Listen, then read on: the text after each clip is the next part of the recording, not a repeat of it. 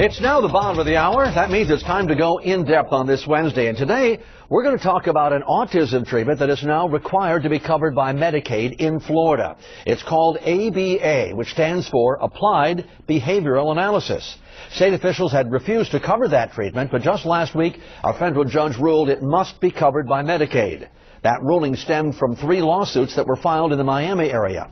An estimated 8,500 kids are covered by Medicaid suffering from some type of autism or related disorder. Now, proponents of that treatment say it's proven to be highly effective in treating autism. ABA is a type of behavioral therapy that helps those with autism develop relationships with others and learn specific social skills. And joining me right now is Kelley Prince, the owner of Behavioral Consulting of Tampa Bay. Kelley, you've been on our program before. Thank you so much for joining us. Thank you. Okay, this is a very interesting case because, as we know, autism is a very complicated behavioral problem that isn't just one specific problem. So let's start from the beginning. What does this treatment called Applied Behavioral Analysis involve? Applied behavior analysis, it's the science of human behavior. So it involves manipulating the environmental variables to improve behavior. So for example, if a child is engaging in problem behavior, we make some changes to the environment and to the people that are in the child's environment in order to reduce that problem behavior. Okay, so the first question is, how long has this been around? Is this something that's brand new, so experimental that none of us have heard about it? No, absolutely not. Applied behavior analysis has been around for a very long time, but there's over 30 years of research as it applies to autism treatment, showing that it's effective. Now, is it because it's autism that this Stuckler from the state said that they weren't going to pay for it? You know, unfortunately, we don't really have all of those answers, but we do know that applied behavior analysis through research is the most effective treatment for children with a diagnosis of autism. Okay, explain a little more in detail about what it is you exactly do, because we've seen some video of these kids around. Okay, well, when we have a child come into our clinic for therapy, we do an initial assessment. So we look at all of their skill areas, and the biggest delay that most of our kids have is language and communication. Right, yeah. If a child's delayed in those areas, then typically they engage in problem behavior in order to get their needs and their wants met. So we do a full assessment to determine all of the areas of language that they're delayed in, and then we set up a program and we teach those skills in a one-to-one setting using behavioral principles. Now, if you didn't use behavioral principles, what would you be using? You know, there's different types of interventions, speech therapy, there's occupational therapy, so there's other interventions that children are receiving, and it's just different from applied behavior analysis in the fact that they don't necessarily look to environmental variables to change behavior. So we look at the child's motivation, we find out, okay, they're interested in this, how can we use this item to get the child to communicate appropriately. So we teach them to request things vocally, or if they don't have vocal skills, we teach them to use sign language. So we just use motivation, and I don't think that's used in other treatments. Now, have you had any of your clients who have been turned down for Medicaid as a result of this? We get calls every single day with families that have Medicaid, and, unfortunately, we just cannot provide services to them. Because they don't cover this particular kind of treatment? Medicaid has never covered applied behavior analysis. Okay, so it went to a federal judge, and this federal judge, I don't have the ruling in front of me, but basically said, hey, this isn't experimental, this works, go ahead and pay for it. Not only go ahead and pay for it, you must pay for it. Absolutely, and so now what we're trying to do is we've been in contact with Medicaid to determine how do we become a provider to provide services to people in the area that have this diagnosis. It is unfortunate that autism has taken so long to rise to the level where enough people are concerned about it that they say, this isn't just an oddity, this isn't something that's going to go away when they grow up, this is something that needs to be treated and needs to be treated as soon as possible.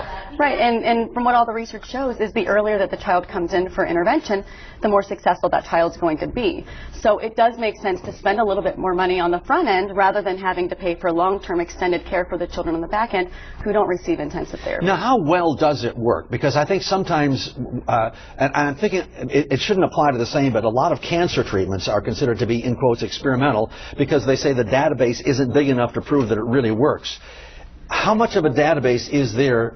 And is it a definitive database that says there's no doubt in mind that it's this analysis that has made the change in this child with autism? Right, and some of the research, there was research that's conducted, and then what they'll do is they'll look at those children several years later to determine if the outcomes are still the same. And it shows consistently that this therapy is proven to be effective for children. Now, as far as the effectiveness, the rate of the effectiveness, it really depends on the child.